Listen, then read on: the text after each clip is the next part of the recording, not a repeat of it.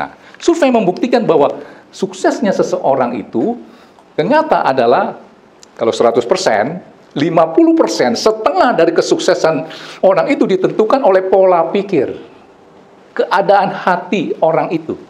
Maka sudah lihat nggak orang-orang yang kaya raya gitu ya, hatinya itu pasti beda dengan kita. Pikirannya itu kadang-kadang nggak kita bisa nangkep.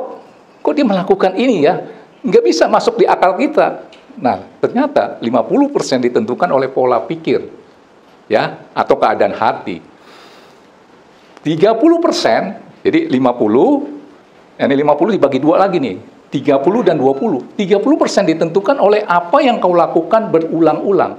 Engkau bisa mau melakukan itu berulang-ulang oleh karena keadaan hatimu.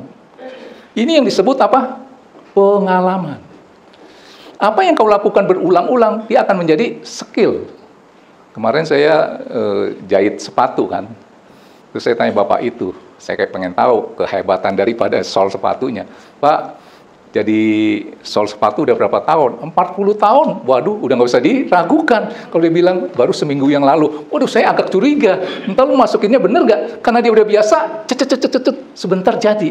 Dia bisa bukan karena pinter, karena biasa. Betul nggak? Nangkep ini? Makanya kalau saudara masuk ke satu perusahaan, udah dilihat ya dia punya ijazah, dia akan tanya, kamu dulu kerja di mana, bagian apa? Biasanya dia akan tanya apa? Berapa tahun kau lakukan yang tadi kamu sebut, saya sebagai ini. Itu menunjukkan apa? Apa yang kau lakukan berulang-ulang setiap hari? Oh, saya udah pengalaman 10 tahun. Terus ada yang ngomong, aduh Pak, kalau saya baru 2 minggu yang lalu. Saudara mau pilih yang mana? Saudara nangkep ini, 30% ditentukan oleh apa yang kau lakukan berulang-ulang, akhirnya menjadi skill, apa? Pengalaman. Saudara mau lakukan itu berulang-ulang oleh karena hatimu ini. Misalnya mendisiplin diri, bangun tidur harus jam 6 atau bagaimana, mendisiplin diri, baca Alkitab misalnya ya. Hal-hal yang baik saudara paksain. Dimulai dengan keterpaksaan, akhirnya menjadi kebiasaan. Karena apa yang kau lakukan berulang-ulang sampai ke 40 kali, itu biasanya akan menjadi habit, kebiasaan. Bermula daripada keterpaksaan, saudara paksain melakukan itu berulang-ulang, akhirnya menjadi kebiasaan. Dan kebiasaan itu akan menjadi kebutuhan. Saya pernah ya sampaikan, misalnya anak kecil dulu kan sikat gigi nggak mau ya, males. Kita paksain, harus. Begitu udah jalan 40 kali ya sikat gigi. Begitu dia nggak sikat gigi, dia udah nggak bisa tidur. Coba deh saudara lakukan itu. Betul nggak? Ya, oke. 30% ditentukan oleh apa? Apa yang kau lakukan berulang-ulang. 20%-nya yang menentukan kesuksesanmu. Ternyata cuma itu adalah pendidikan. Ternyata pendidikan hanya memegang peran 20%. Saya bukan menganjurkan, kalau gitu saya nggak usah sekolah tinggi-tinggi. Bukan begitu. Saudara harus nangkep dulu yang saya mau sampaikan. Ini ya, oke. Jadi dari yang tadi saya cerita, 50% keadaan hati atau pola pikir, 30% apa yang dilakukan berulang-ulang, ini kesuksesan ya. 20% ditentukan pendidikan, sekolah kamu sampai di mana ya. Itu bicara apa sih? Semua berkaitan dengan pikiran dan hati. Akhirnya ini akan menjadi, pikiran itu akan menjadi karakter. Saya ambil contoh begini ya. Jadi karakter, pikiran ditentukan oleh yang masuk-masuk. Ini contoh sederhana aja nih, ini contoh saya. Saudara, di masa pandemi itu, kan ada namanya apa tuh? Prokes ya, singkatan dari apa? Protokol kesehatan. Dan salah satunya apa? Jangan sering memegang apa-apa. Di pusat itu kan dikirimkan ke grup gitu ya.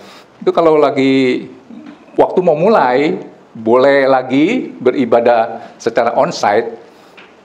Ini sandaran ya. Itu ada anjuran tuh, kalau bisa jangan disentuh. Pokoknya jangan disentuh lah. Sering cuci tangan, pakai masker, jaga jarak. Itu tiap hari saya dengar. Ntar ini itu dari televisi kayak dari apa. Pokoknya jangan banyak menyentuh. Saudara, begitu nggak dapatnya berita-berita itu? Dulu kalau saya mau turun tangga, saya akan pegang kan lereng gitu ya, tek gitu ya. Sejak itu, saya nggak pernah loh pegang lereng tangga. Saya pegang ini nih, misalnya, ini lereng tangga. Saya harus pegang gini kan. Di rumah aja saya, karena itu masuk. Kemudian jadi banyak pegang. Akhirnya saya nggak megang. Saya kalau mau turun, saya begini. Nih. Pakai sarung tangan, Pak. Ya, itu lebih parah lagi. Saya kan ambil simpelnya begitu. Itu kan 2 tahun yang lalu ya, sudah berlalu. Saudara tahu nggak, sampai sekarang ini, saya kalau mau turun tangga tuh, mau di mana kek, mau di mall kek, saya nggak pernah pegang ini. Kenapa? Itu alam bawah sadar saya tuh. Berarti, apa yang masuk itu membentuk saya. Bener ini. Di lereng itu kan saya yakin banyak yang pegang-pegang gitu kan. Biasanya habis pegang, sampai di ujung kan terpaksa pegang, biasanya nggak cet, cet. Terus si Luki saya lihat, pegang apa langsung cet. Saya bilang lama-lama kamu kanker kulit loh. Nah, ini contoh. Ya, oke. Jadi, akhirnya, ada seorang pakar bilang begini, tunjukkan temanmu, dan buku apa yang kau baca, aku akan menunjukkan masa depanmu seperti apa. Tangkap ini. Nah, ternyata pergaulan itu akan membentuk saudara. Kenapa? Pergaulan itu kan ajaran-ajaran gitu kan, ucapan-ucapan seseorang masuk tuh. Nah, seorang pakar bilang, tunjukkan teman dan buku apa yang kau baca, aku akan menunjukkan masa depanmu seperti apa.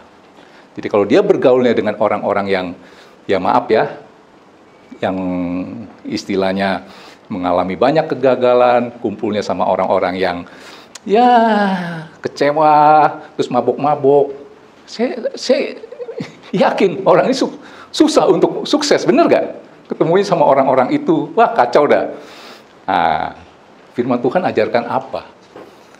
Kamu berhasil tidak berhasil tergantung kamu bergaulnya dengan siapa dan buku apa yang kau baca. Mazmur 1 ayat 1 sampai 3. Yuk kita baca ini ya. Jadi firman Tuhan mengajarkan kita. Dan ada firman Tuhan berkata, pergaulan buruk akan merusak kebiasaan baik. Saya sengaja catat ini, saya dapat di mobil tadi ya. 9 orang, misalnya ada 10 orang ya, 9 orang itu serius dengan Tuhan. Saudara termasuk 1 nih. Yang 1 itu akan ikut apa? Ada 10 orang nih, 9-nya tuh serius banget dengan Tuhan. 1 ini akan ngikut. Betul nggak? 9-nya itu nggak serius sama Tuhan. Tapi pelayanan. Tapi nggak serius sama Tuhan. Nggak usah terlalu serius banget dah.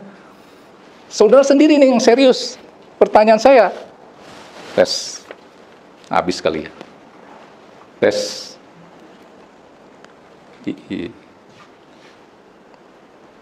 Pertanyaan saya, yang saudara yang tadinya serius dengan Tuhan, bergaulnya dengan 9 yang nggak serius sama Tuhan, tapi pelayanan, saudara bisa ikut nggak? Percaya nggak sama saya? Ya? Oke. Saudara baca ini. Berbahagialah orang yang tidak berjalan menurut nasihat orang fasik. Ini bicara pergaulan, ada 3 jenis pergaulan yang saudara harus hindari. Ya, pertama adalah orang fasik. Fasik di sini bukannya orang jahat. Disebutnya kalau bahasa Inggrisnya ungodly. Orang itu mungkin baik, tapi dia tidak mengenal firman Tuhan atau tidak mengenal jalannya Tuhan. Mungkin pemuka agama lain, atau apa gitu ya. Saudara harus tangkap ini. Nasihat orang fasik sini adalah ungodly. Bukan weak. Yang tidak berdiri di jalan orang berdosa. Udah 2 ya, orang berdosa. Dan yang tidak duduk dalam kumpulan pencemooh. Pencemooh itu adalah orang sombong, gini, orang yang di atas sedikit dari orang sombong. Dikatakan adalah orang yang melakukan keangkuhan yang melebihi kesombongan, pencemooh. Sehingga dia selalu merendahkan kuasa Tuhan. Ini pencemooh ya. Next-nya.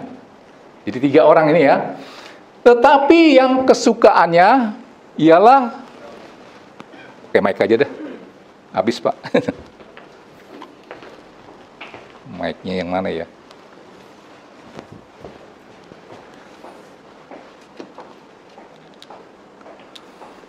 Tetapi yang kesukaannya ialah Taurat Tuhan dan yang merenungkan Taurat itu siang dan malam.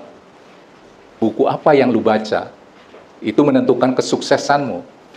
Dengan siapa engkau bergaul. Jadi kalau saudara bergaulnya dengan Tuhan, apa jadinya? Ayat 3. Ia seperti pohon yang ditanam di tepi aliran air, yang menghasilkan buahnya pada musimnya, dan yang tidak layu daunnya. Ini kan yang saudara mau? Apa saja yang diperbuatnya berhasil. Tunjukkan siapa temanmu dan buku apa yang kau baca, aku akan menunjukkan keberhasilanmu seperti apa. Ini kurang lebih seperti itu ya. Jadi kalau saudara bergaulnya dengan Tuhan, dan sangat suka bacanya adalah Taurat Tuhan, dijamin oleh Tuhan adalah engkau akan menjadi orang yang berhasil. Seminggu sudah saudara baca firman, merenungkan firman Tuhan, saudara berkata, kok mana? Belum waktunya kali seminggu. Sebulan, saudara bertanya, mana?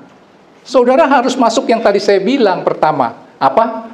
Prosesnya Tuhan. Maka di firman ini berkata, yang menghasilkan buah pada musimnya. Musim itu bicara waktu. Ada tenggang waktu. So, nangkap ini, bukannya simsalabim jadi. Itu namanya bukan buah,